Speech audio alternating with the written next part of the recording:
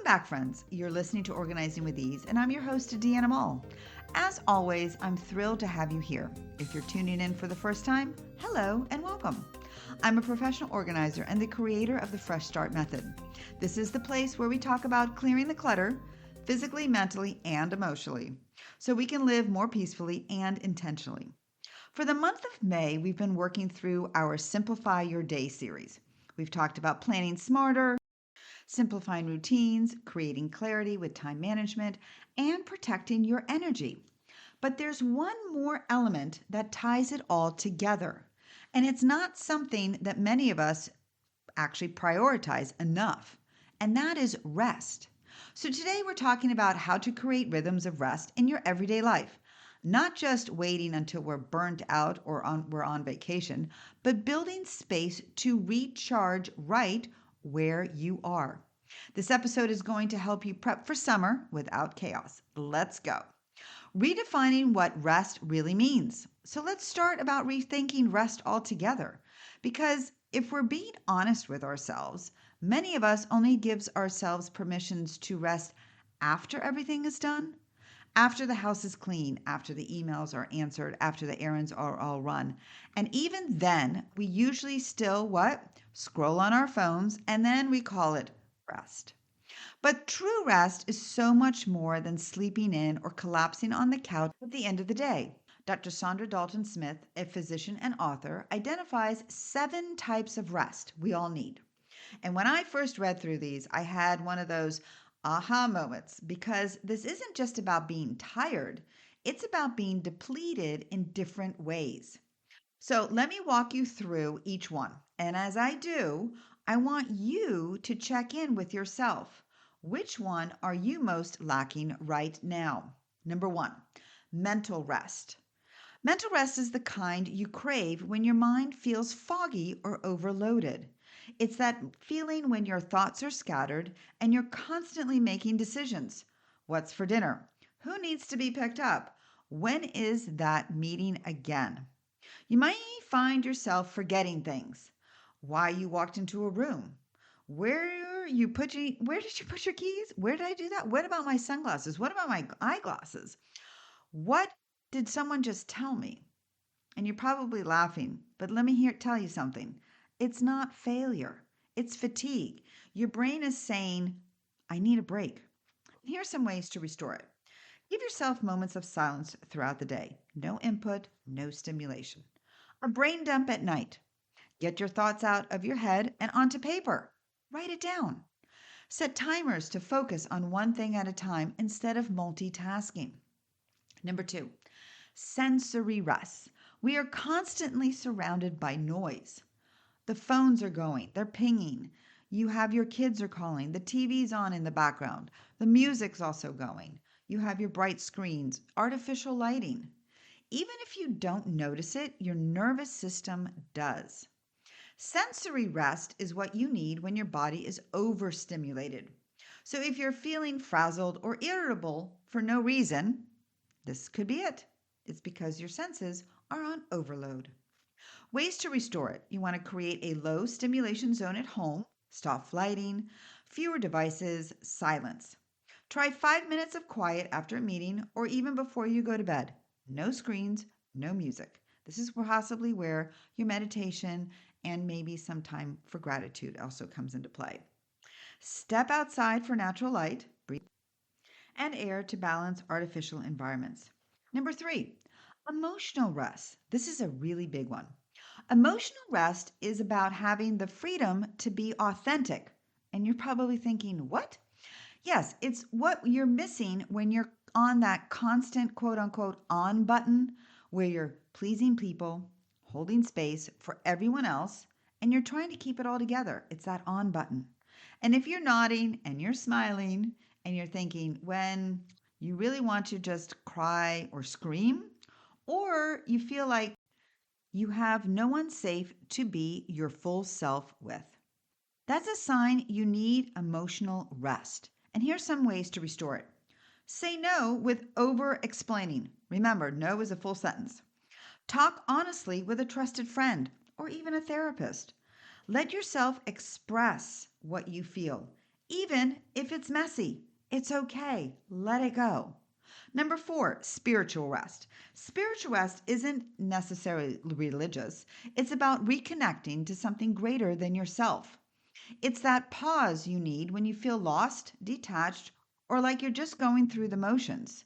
You might feel this when your days feel meaningless or your energy feels misaligned. So, here's some ways to restore that. Spend some time in nature, away from distractions. Reflect or journal on a purpose or values. Connect with a spiritual practice. You could do meditation, rituals. If you wanted to, you could do also quiet reflection, do some gratitude. And that is what the spiritual rest is all about. Then, number five is creative rest. You might be creatively drained if you feel uninspired, stuck in a rut, or like you're just going through the motions.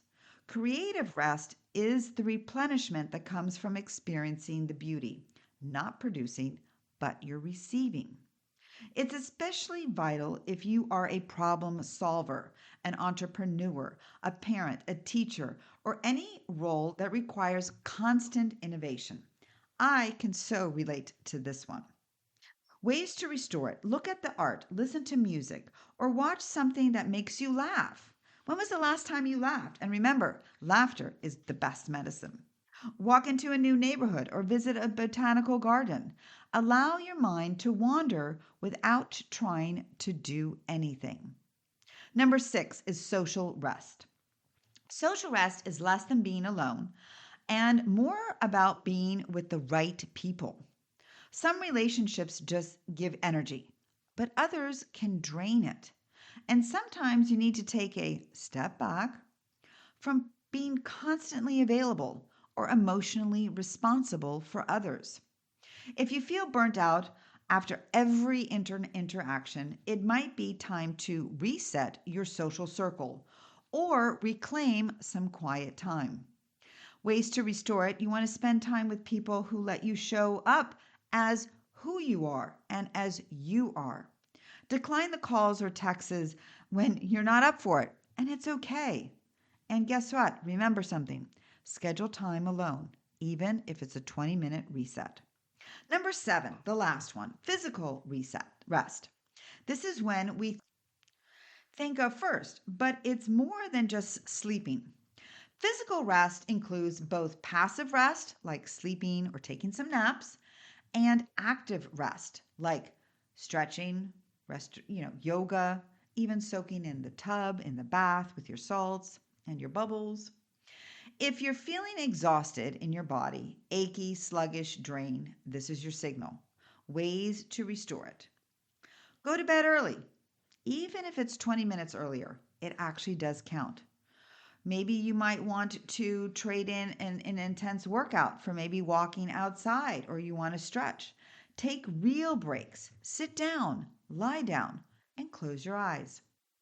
So ask yourself, which of these are you getting and which are you missing? Rest is the foundation, not the reward.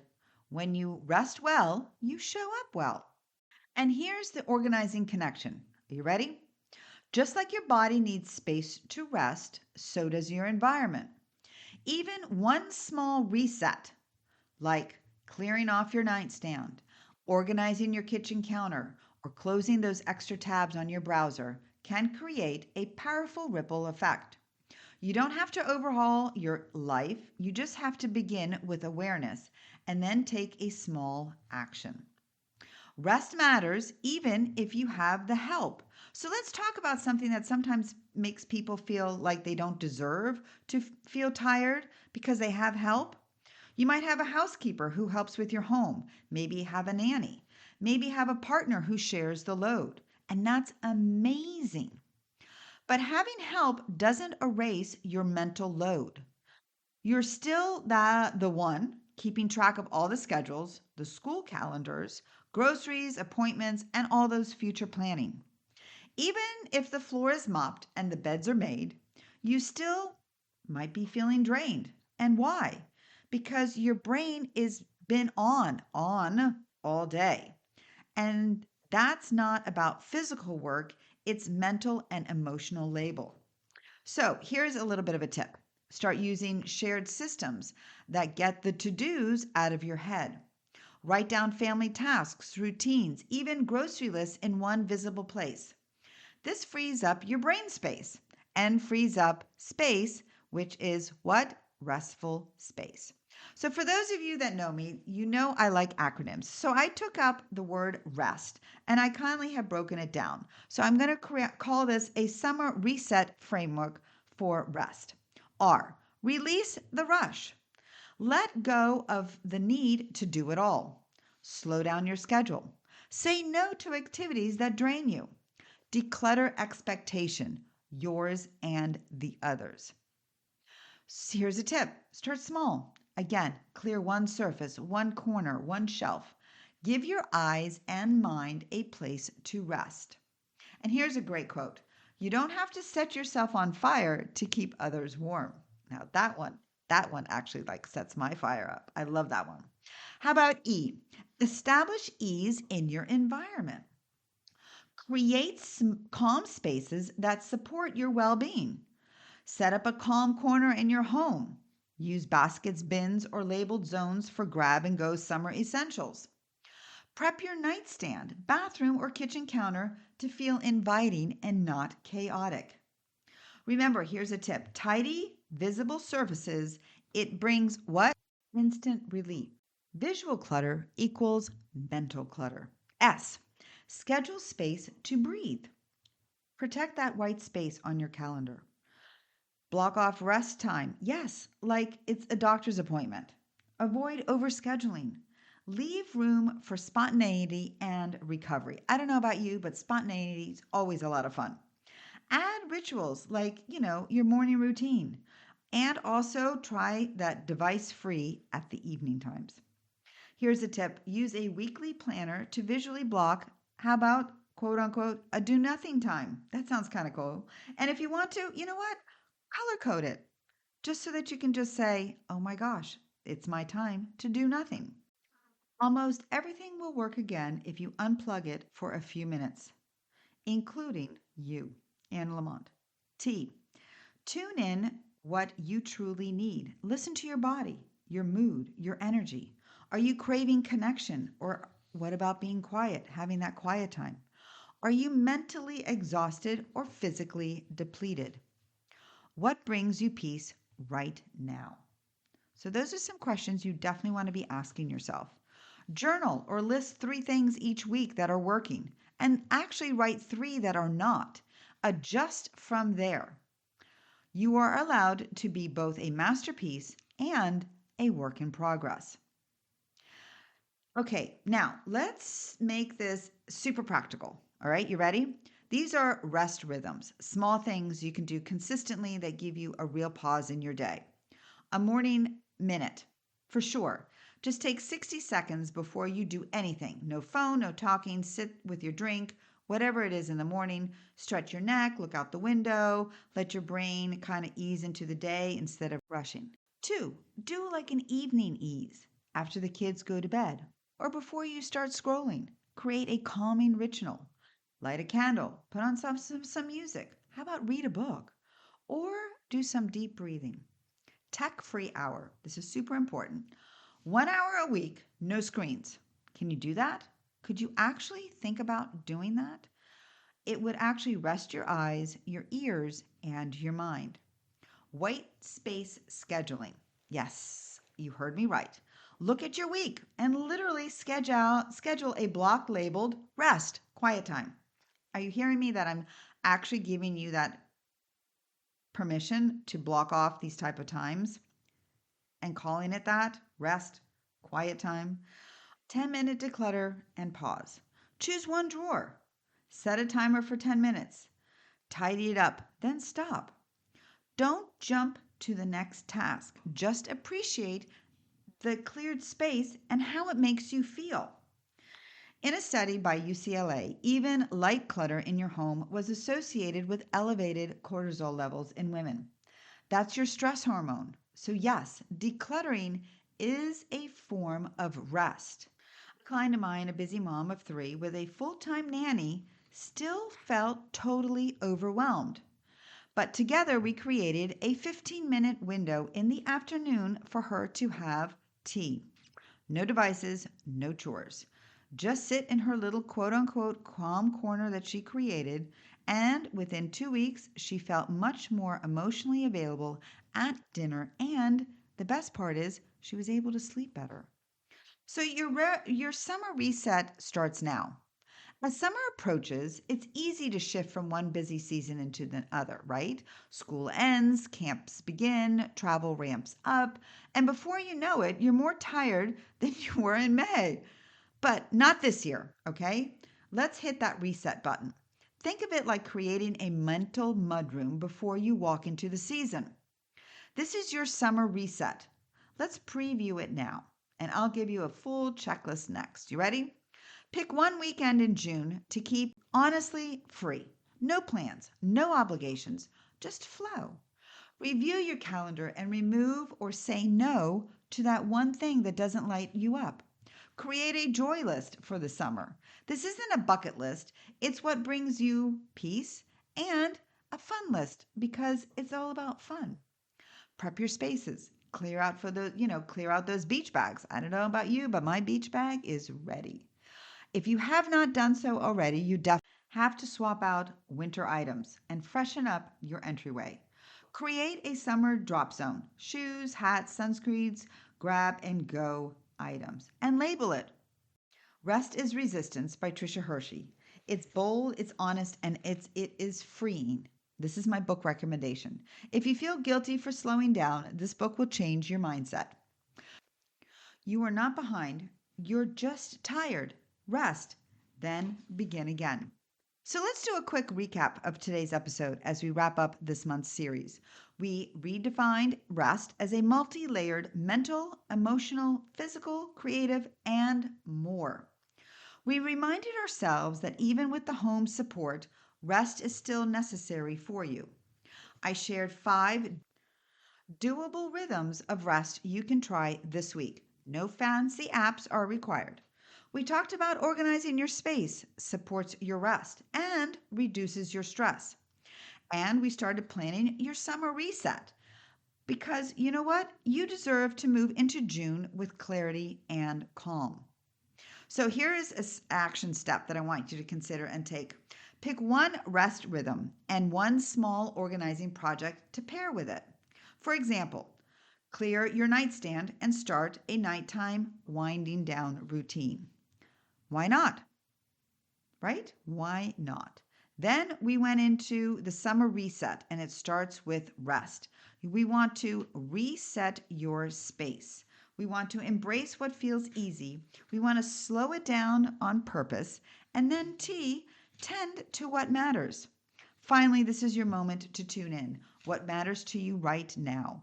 What do you need more of? Connection, quiet, play, nourishment, joy?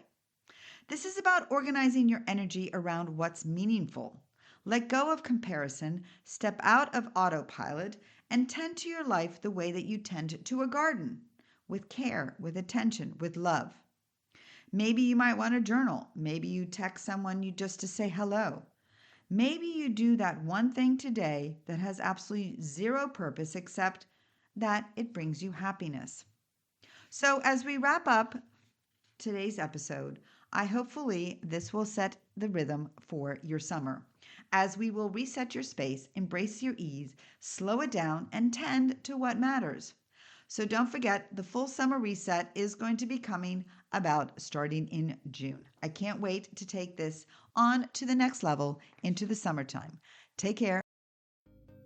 If you enjoyed today's episode, don't forget to subscribe to Organizing with Ease podcast on your favorite podcast platform and leave us a review. Your feedback helps us grow and reach more listeners like you who are passionate about living their best lives. And remember, a new episode comes out every Thursday at 8 a.m. So mark your calendar and join us. Until next week, take care and keep shining bright.